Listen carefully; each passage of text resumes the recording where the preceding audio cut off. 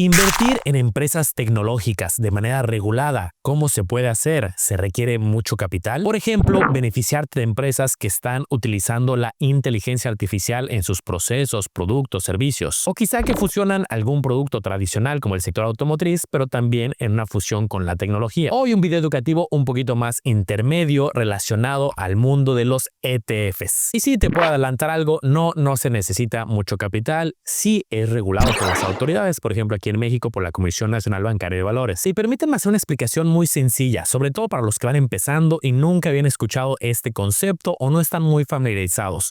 Podríamos decir de manera informal, coloquial, que un ETF tiene mucha similitud con una playlist de Spotify. De entrada, sí tienes tú que escoger la estrategia. Hay muchos estilos de listas de reproducción, que la música regional, rock, pop, etc. No todos quieren escuchar la misma música y sí tiene que ser una estrategia que te guste mucho a ti. Y luego además puedes encontrar ya un estilo, un género, pero puede haber muchísimas listas y quizá no todas son tan buenas. Pues esta analogía tiene similitudes con los ETFs, porque son estrategias que ya están armadas, son digamos una especie de paquete donde tú seleccionas una sola estrategia y con eso vas a tener exposición a muchas empresas.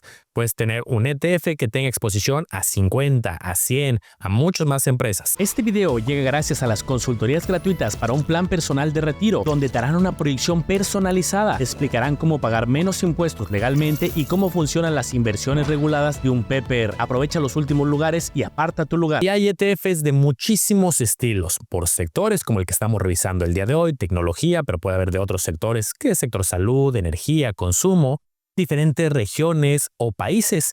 Quiero un ETF de empresas europeas, de Estados Unidos, de México, de Asia, algunas temáticas muy específicas, energías renovables, materias primas, por enfoque de tamaño, empresas grandes, empresas medianas. Y en México hay más de 1000 ETFs disponibles para comprar. Algunas ventajas en particular de los ETFs de forma general, pues la diversificación. Ya hablábamos, tú adquieres un instrumento, pero tienes exposición a muchas empresas. Liquidez, se puede comprar y vender relativamente rápido, puede ser cuestión de unos cuantos días, algunos puede ser un poquito más tardado, pero los más populares se pueden comprar y vender muy fácil. Y costos bajos, costos de administración relativamente bajos comparados con otras estrategias. Como todo, tiene sus pros y sus contras o sus consideraciones, vamos a ver algunas. Como tal, es una estrategia que ya está definida, no tienes tú el control de, oye, de las 50 empresas, este en particular no me gusta, no me la pueden cambiar. No, ya están establecidas las empresas bajo ciertas reglas. Sí se puede ir renovando y agregando empresas nuevas y saliendo algunas, pero tú no las vas a seleccionar. Segundo y muy importante, estamos hablando de un instrumento que tiene volatilidad de mercado, ya que estamos hablando de un instrumento de renta variable, donde sí, si se escoge de manera adecuada con buen análisis, puedes tener un buen potencial de ganancia, pero también hay riesgos de tener minusvalías. En información histórica de los últimos años, el sector tecnológico ha tenido un desempeño interesante incluso frente a otras estrategias populares, por ejemplo, frente al Standard & Poor's 500. Aquí tenemos un gráfico donde tenemos el Standard & Poor's 500, las 500 empresas más grandes de la bolsa de Estados Unidos, con su respectiva volatilidad en los últimos años, y tenemos el BVGT, que es un ETF enfocado a tecnología. Si te das cuenta, hay cierto comportamiento similar, pero también han habido periodos donde ha tenido un desempeño superior. Y esto es algo que puede pasar cuando estés comparando dos estrategias, aunque sean diferentes. Si bien aquí uno sigue 500 empresas de muchos sectores y otro es tecnológico, pero puede haber empresas en común en los dos. Y quiero que veamos el rendimiento histórico con una fotografía del acumulado del año, el promedio de los últimos 5 años y 10 años, con información a un corte hace unos cuantos meses, pero la información es bastante amplia. Vamos a ver la información, por ejemplo, de 10 años.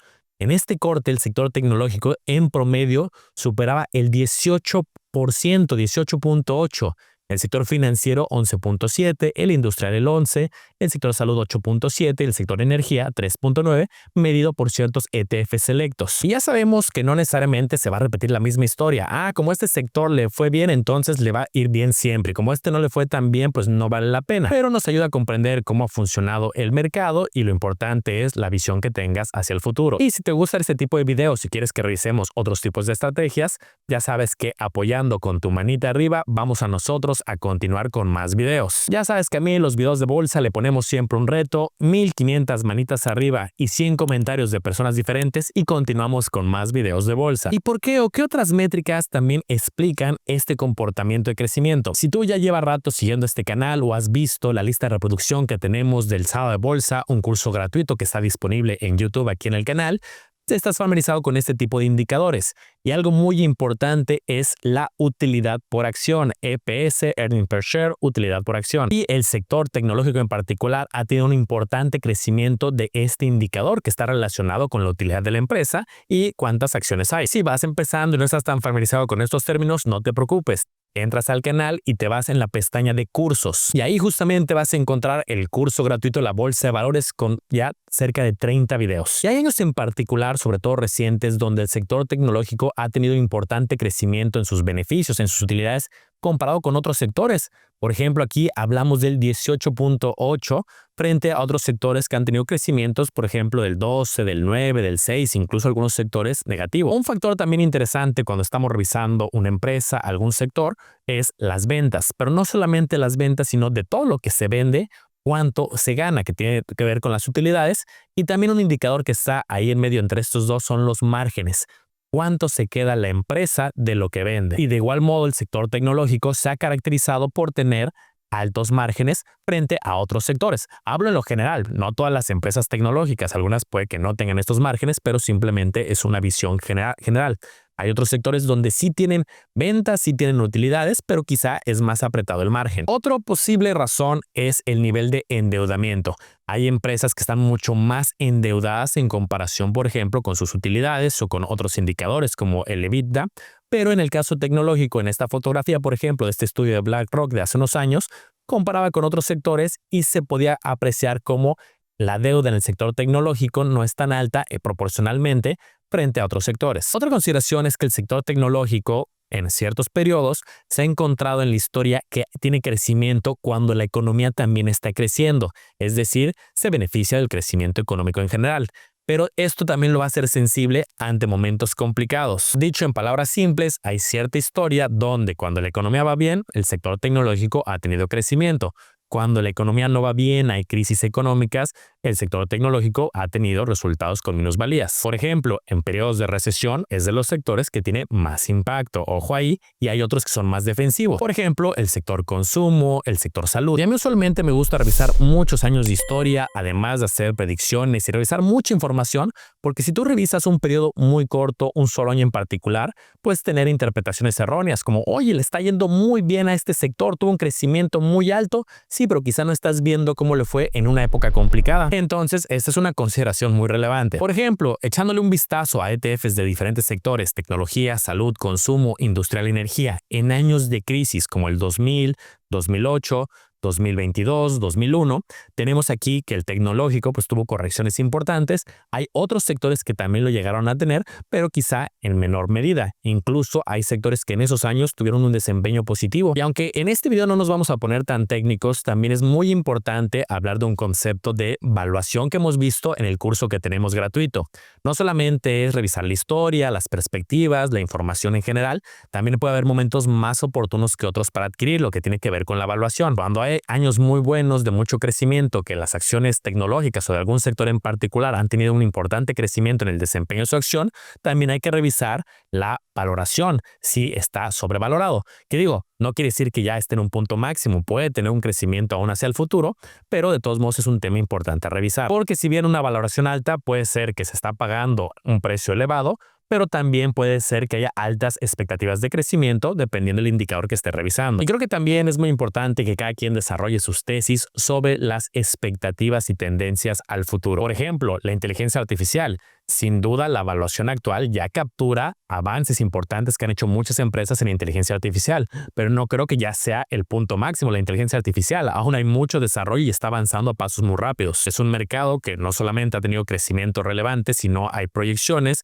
donde se menciona un crecimiento bastante relevante en los próximos 5 años. Y aunque la inteligencia artificial ha ganado mucho auge en los últimos meses, los últimos años, hay otros sectores o industrias relacionadas al mundo tecnológico, como la computación en la nube, que también muestran ciertos estudios, crecimientos interesantes. Por ejemplo, de acuerdo a Market US, visualizan un crecimiento del 17% anualizado de aquí al 2033. Otro ejemplo, empresas enfocadas a la ciberseguridad. En este caso, el reporte que te mencionaba también visualiza un crecimiento promedio del 12% anualizado hacia el 2033. Y digo, son solamente algunos nombres, algunas ideas. Está el Internet de las Cosas, vehículos autónomos, vehículos eléctricos, tecnología como servicios, centros de datos, semiconductores. Porque sí, hay ETFs en general del sector tecnología y también existen algunos temáticos especializados de tecnología, pero que sea de semiconductores, por ejemplo. Y solo para fines de ejemplo, veamos algunos nombres concretos de ETFs. Veremos diferentes ejemplos donde va a aparecer el nombre. Recuerda que muchas veces tienen ciertas siglas como este IYW.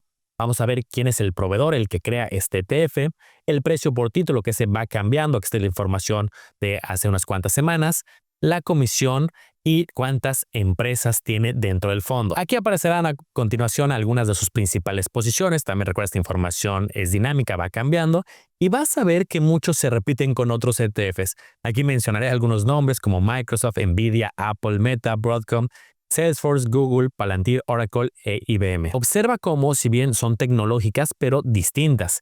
Algunas más orientadas a software, como el caso de Salesforce, como el caso de Microsoft, otra a los semiconductores, como Nvidia, otros a ciertos medios como redes sociales, el caso de Meta y otros sectores. Aquí tenemos otro ejemplo de ETF tecnológico, VGT del proveedor Vanguard, el precio superior a los 11,000 pesos, una comisión del 0.09% anual y hablamos de 307 empresas. Observa cómo las principales posiciones hay nombres que se repiten. En algunos casos cambia. Aquí tenemos Apple, Microsoft, Nvidia, Broadcom, Salesforce, Palantir, Oracle, Cisco, IBM y ServiceNow. Con eso la lección es clara. Pueden ser los dos tecnológicos, se pueden parecer, pero sí requiere que hagas tu diagnóstico de cuál te gusta más. Otro ejemplo, XLK del proveedor State Street, poco más de 4,400 el precio por título, 0.08 la comisión anual y acciones, empresas 69. Nuevamente aquí el nombre de las empresas y coinciden, son muy parecidas.